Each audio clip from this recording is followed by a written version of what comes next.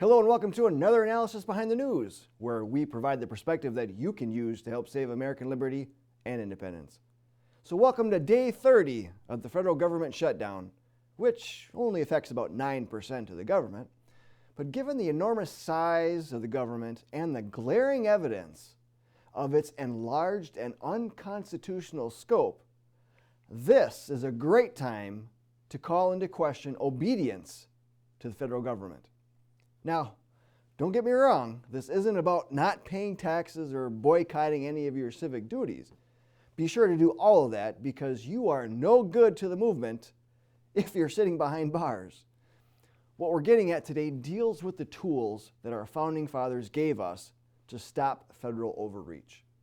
The founders wrote in the Declaration of Independence the purpose of government, which is to protect God-given rights. In the Constitution, they set the proper scope of government through prescribed limitations of the three branches of federal government. It's important to keep in mind that the Constitution governs the government and not the people. We, the people, control the government through the Constitution. And also keep in mind that there is a constitutional division of power between the federal government and the state governments. Any power not delegated to the federal government in the defined powers in the Constitution is reserved for the states and the people, which is in the 10th Amendment. So anytime either party disrupts this balance, a usurpation of power occurs and needs to be corrected. So how do we determine this imbalance?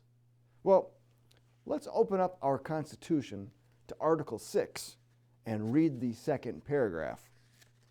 It states, "This Constitution and the laws of the United States, which shall be made in pursuance thereof, and all the treaties made or which shall be made under the authority of the United States, shall be the supreme law of the land. And the judges in every state shall be bound thereby, anything in the Constitution or laws of any state to the contrary notwithstanding." So notice we put the emphasis on the phrase, in pursuance thereof. This tells us that laws created within the proper constitutional limitations are indeed the law of the land and are to be obeyed. And what about those that are not? Alexander Hamilton wrote in Federalist Paper number 16 regarding the insufficiency of the Articles of Confederation to hold together the fragile Union of States. All right, so here it is, the Federalist Papers.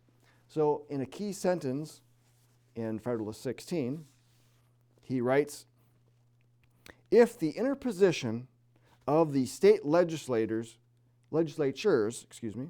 be necessary to give effect to a measure of the Union, they have only not to act or to act evasively," and he writes that in all capital letters, "and the measure is defeated." So interposition means to place between. In this case, the state legislature would stand up to protect the rights of its citizens from federal overreach, those laws not made in pursuance thereof. And do we see states doing that today? Well, actually we do. So thenewamerican.com published an article last week with the headline, "Several States Invoking Nullification to Rein in Federal Government." And here's what was reported. "From the Dakotas to Rhode Island to Kentucky, states are increasingly moving to use nullification as a method to curtail what they contend are unconstitutional actions by the U.S. government. Nullification is a political theory that has its origins in the very early years of the Republic, championed by two of the most important of the Founding Fathers, Thomas Jefferson, principal author of the Declaration of Independence, and James Madison, principal author of the Constitution, in 1798, when they secretly authored the Kentucky and Virginia resolutions and set forth the fundamental concept. The resolutions adopted by the legislatures of these two states were seen as necessary because of the congressional enactment of the Sedition Act. The Sedition Act infringed upon the constitutionally protected rights of freedom of speech and freedom of the press, and the federal courts had done nothing to block the law. While nullification has been wrongly blamed for the Civil War and dismissed as just a doctrine promoted by Southern secessionists and slave owners, the truth is that northern states such as Wisconsin and Michigan also made use of the principles of interposition and nullification to help escaped slaves being hunted down by the Federal Fugitive Slave Act of 1850. And it continues into the next paragraph. The 10th Amendment Center is a leader in promoting the concept, and in a recent news report has cited several efforts of states using nullification to curb federal actions that they argue are unconstitutional. Now, this news report is their annual report on the state of the nullification movement. It tracks about 10 issues and gives numerous examples of state legislators nullifying various unconstitutional laws across the country. Now, can you imagine how easy it would be to derail the plans of those globalists who are constantly operating outside of the constitutional limitations in order to build and legitimatize a much wider scope of government, one that leads to a new world order under global government? And all it takes is education based on the truth. So do you know if your state is doing so? If you don't know, or if your state is not, we urge you to get involved now. Every elected official takes an oath to uphold the Constitution, which is also stated in Article 6. So each elected official needs to jealously guard against usurpations.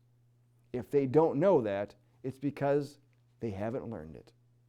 And you can inform them of their duty, and the John Birch Society will help you. Our concerted action program applies great amounts of pressure on elected officials to follow their oath of office.